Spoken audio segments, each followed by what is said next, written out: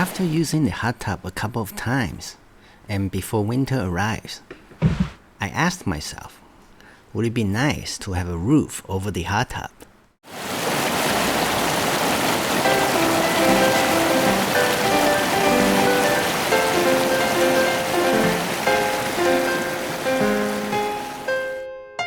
So I looked around and realized the two existing trees and rock should make adequate footings. I rearranged some rocks and stabilized them with some cement.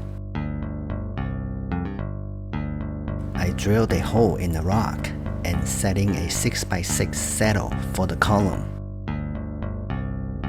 I pulled a string indicating the final roof pitch. Then I cut the column to its final height, and then I braced the column with some 2x4s. I used the level to check for plumb. Now I'm ready to install one of the beams made out of 4 pieces of 2x8s, which is heavy, so I did it in steps. Then I drilled some pilot holes and installed the bolts in place. These holes should not harm the tree. This beam was tricky to make. First, I need to find a level.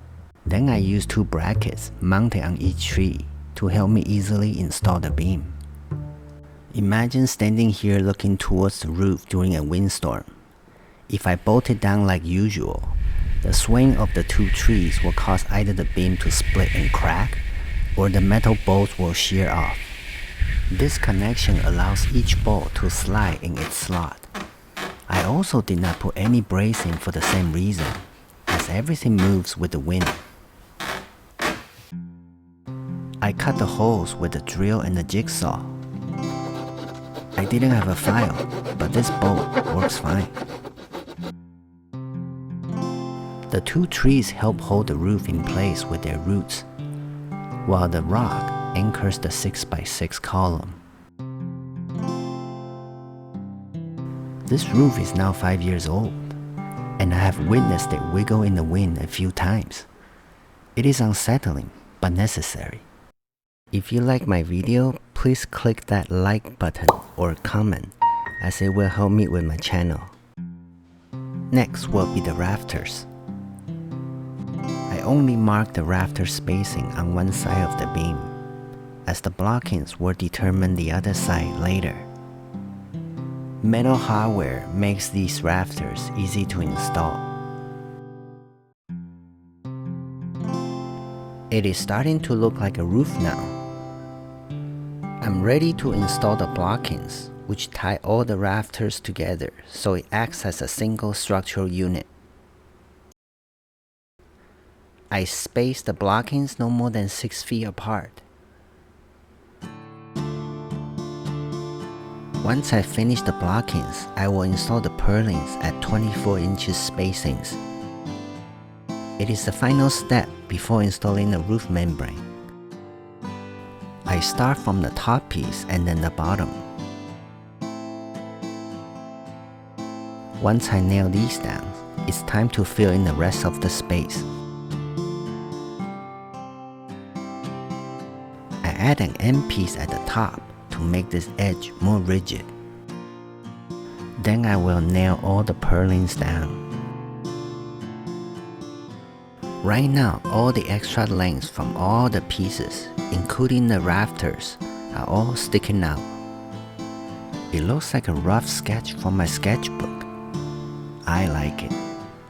But I shouldn't leave it like this, as it will likely collect debris and rot faster. So I trimmed them. It's time to put the roof up. At this point, I felt uncomfortable, since I need to work standing on the purlins and the rafters. I can easily fall through, and that might be the end of it all. So it is time to wear my safety harness. This thing is heavy, uncomfortable, and awkward, but it will keep me safe. It is good insurance. I want to bring whatever I need within my reach and avoid going up and down to grab something. That includes cutting the roof panels to the right size and having them ready.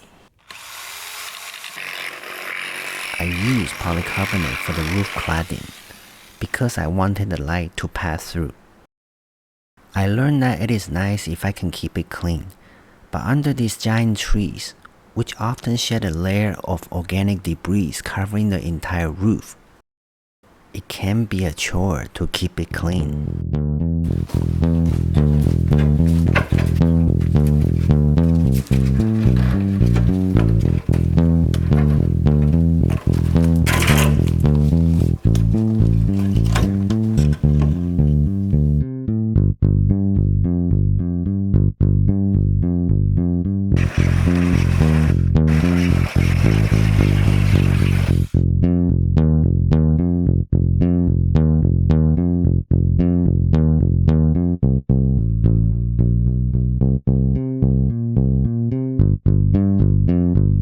Being able to design and build something is gratifying and makes me feel grounded. It is one thing to draw on paper and another to build it. But when it works, it's a magical experience, and there's a bonus. I get to play with many different toys. I want to add some extra support, as the snow load can be heavy. A plumb line helps me locate where I should place the precast concrete base. I then measured and cut a 4x4 to length. I also use adjustable post support. This way, I can adjust them in the future if they ever settle. I nail a few more metal strappings to reinforce a couple of spots.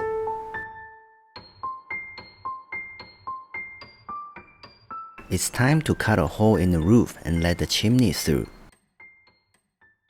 When I installed the polycarbonate sheets, I intentionally overlapped it just above the chimney. This way, I don't need to cut the sheet in order to slide the chimney flashing underneath it. It makes the flashing installation easier. I add more support for the beam where it meets the column. I'm going to call this roof done.